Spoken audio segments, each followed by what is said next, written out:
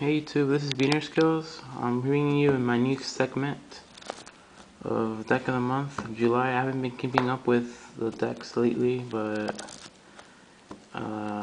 this is like the only opportunity I had to like make a video today. Yeah, so here's the Deck of the Month of July, FrogMonarchs.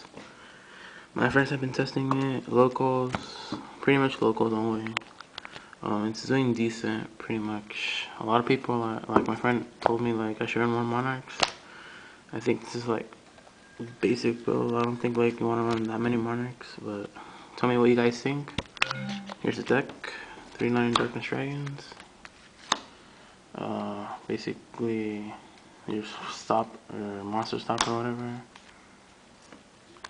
I'm just gonna run through the deck list. 3 Kaias. Pretty much the best Monarch. 3 Ryza. Create Ryza lock and prevent your opponents from drawing anything new if you play right. 1 Dust Dark Spirit to punish your opponent's overextension, because when it's summoned or special summoned, you can destroy all face-up monsters on the field except itself. 1 Obelisk. A lot of people find this card annoying, but many people don't know, like, you can get rid of it by using effects that don't target, like Mirror Force or Torrential, but not when it's summoned. Like, you can't Torrential when it's summoned because obviously it can't be targeted when it's summoned, but like afterwards, like I say, they have this and they summon something else, you Torrential, it'll work. And this is the frog part, 3 substitutes.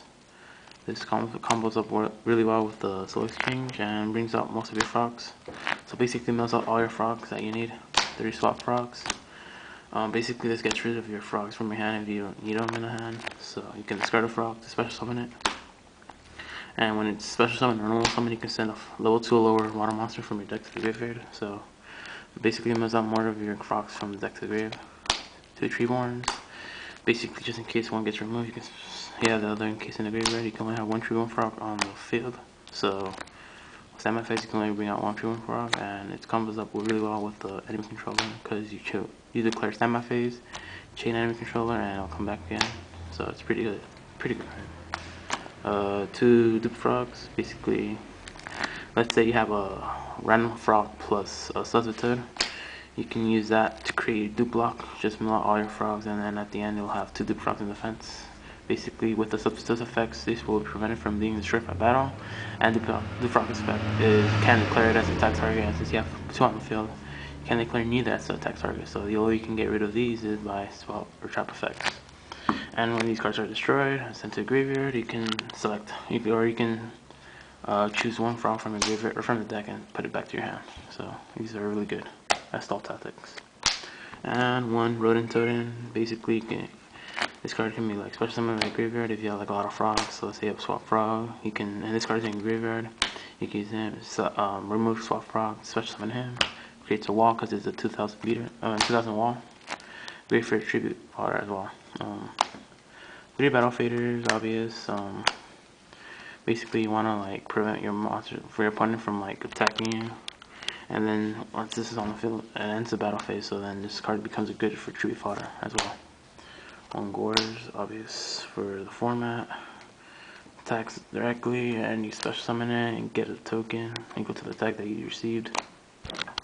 1 Trigodia. This card is not really as good as I expected in the deck, because you can't really like take monsters, because you always run like level 2s, and then you run level 6s, 8s pretty much, except like if you have, your opponent has a synchro monster, you can probably steal something, but other than that, Trigodia, like, I don't really like it, but yeah, for every card in your hand, you gain 600, and yeah, and 2 triple frogs to finish up the monster lineup. 2 DD Crows. Basically, from all the meta decks like Infernities and X Sabers, you're gonna need 2 DD Crows to like stop their Garlem's Ecall, their Launcher, or their Inferni Mirage, and whatever. Also great for Mirror Map. Pretty much good for any deck right now. It stops anything. For the spells, I run 3 Soul Exchange. Basically, I run a lot of tributes, so I'm gonna end up using this.